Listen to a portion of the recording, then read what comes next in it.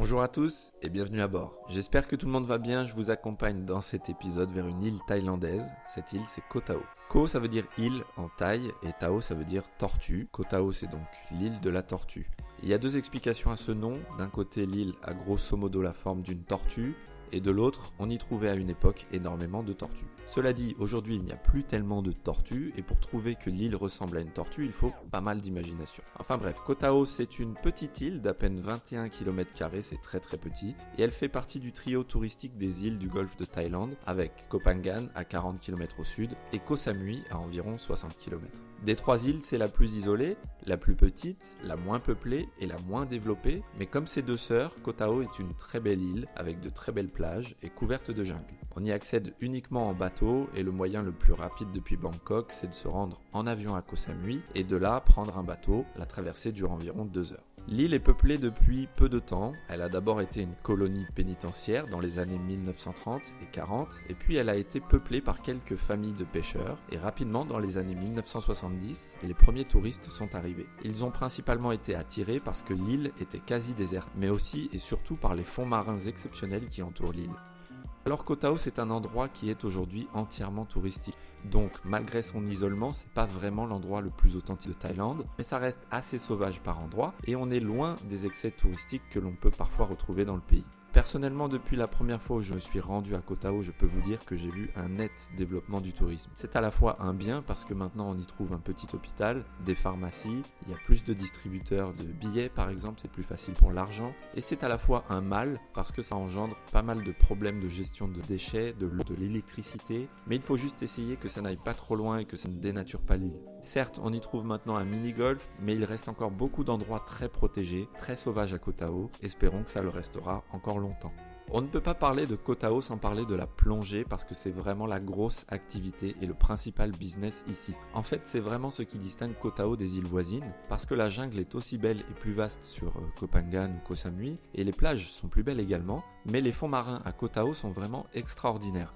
Autour de l'île, il y a quelques-uns des plus beaux spots de plongée de la Thaïlande, donc que ce soit plongée bouteille ou masque et tuba. Les eaux sont très claires, la plupart du temps tranquilles, et il y a pas mal de profondeur près du rivage, donc pas besoin d'aller très loin pour voir plein de belles choses. En fait, même avec un simple masque, on peut voir des barracudas, des requins pointe noire, des tortues, ou même des requins baleines pour les chanceux. L'autre atout de Koh Tao, c'est que l'on peut plonger toute l'année car il y a toujours un côté ou l'autre de l'île qui est bien protégé.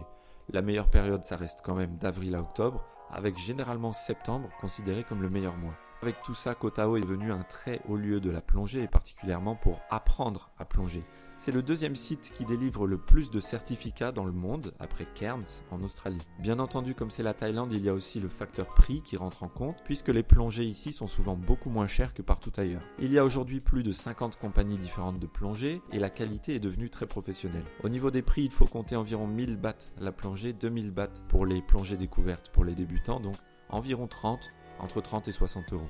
Koh Tao, c'est aussi un des meilleurs endroits pour passer ses niveaux de plongée sur plusieurs jours, ou même pour passer son diplôme d'instructeur. Encore une fois, pour ceux qui ne veulent pas ou qui ne peuvent pas faire de plongée, on peut déjà voir beaucoup de beaux poissons rien qu'avec un masque et un tuba. On va faire un petit tour de l'île. Pour se déplacer, le plus simple, ça reste le taxi pick-up, même si c'est assez cher comparativement au reste du pays. On peut aussi se balader à pied ou en vélo, mais il faut être assez sportif parce que Koh Tao, c'est une île très en relief, avec des montées difficiles et abruptes, et on a parfois des groupes de chiens errants qui sont pas toujours très sympas, il faut quand même le savoir. On voit pas mal de compagnies de location de scooters aussi, mais vraiment moi, je le déconseille, il y a beaucoup d'accidents, et encore une fois beaucoup de relief, donc si vous n'avez pas d'expérience en moto, inutile de vous lancer. Le point d'entrée sur l'île, c'est le village de Meat, ou Mead dans le dialecte du sud de la Thaïlande, qui se trouve sur la côte sud-est. C'est un petit port et un village assez animé où on va retrouver le service de l'île, donc les banques, les administrations, mais aussi des boutiques de vêtements, de souvenirs, l'inévitable petite supérette 7-Eleven, ouverte H24, omniprésente en Thaïlande,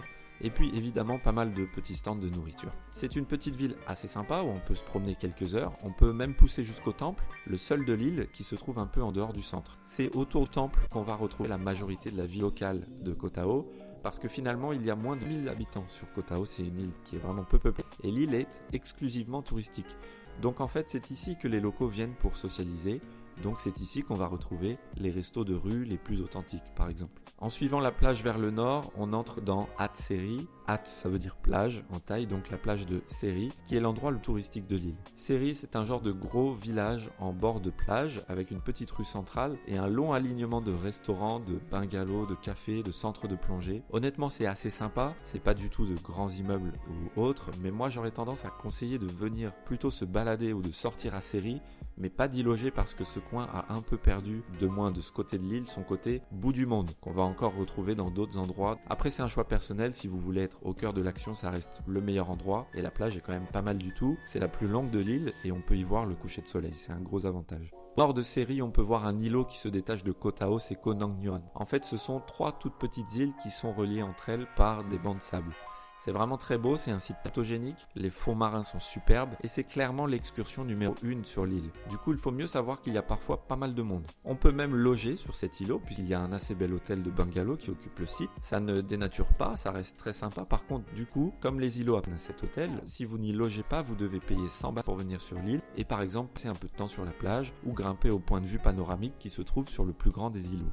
Il faut savoir que c'est assez fréquent sur Koh Tao cette pratique de devoir payer un petit droit d'entrée. Souvent c'est 50 ou 100 bahts, ça fait entre 1,50€ et 2,50€ pour aller voir un point de vue ou pour aller sur une plage. En repartant vers le sud et en traversant l'île depuis la ville de Meat, on arrive sur la côte sud à Chalok, qui est un peu le deuxième pôle touristique de l'île, avec un peu la même chose mais en plus petit et en plus calme que Seri, donc des restaurants, de la plongée, des bungalows, etc. C'est un endroit un peu plus sympa pour ceux qui veulent être plus au calme, mais sans être non plus complètement isolé. Par contre, la plage est un peu moins belle, c'est surtout que parfois on peut pas vraiment s'y baigner à marée basse. Le cadre, par contre, est très beau. On voit plus de jungle, plus de rochers qu'à Seri, et depuis Chalok, on va pouvoir marcher assez facilement dans la jungle jusqu'au point de vue de John Suwan. Voilà, il s'appelle comme ça, point de vue de John Suwan, et de là, on a un superbe panorama. En remontant vers le nord depuis Chalok, on arrive sur les coins les plus sauvages de l'île. Là, c'est encore assez préservé, c'est très calme, c'est vraiment le domaine de la jungle. Si vous logez ici la nuit, vous allez entendre plein de bruits d'animaux. Ça a un côté nature que moi personnellement je trouve génial et c'est pour ça que j'aime cette île. La première baie, pour moi c'est la plus belle plage de Koh Tao, c'est Aoluk qui signifie baie profonde. Il y a un petit droit d'entrée là encore de 100 bahts, mais avec ça vous avez le droit d'utiliser les paillotes et vous avez une boisson. Le cadre de la plage est top, il n'y a pas grand monde en général, la mer est transparente et on peut voir plein de belles choses sous l'eau.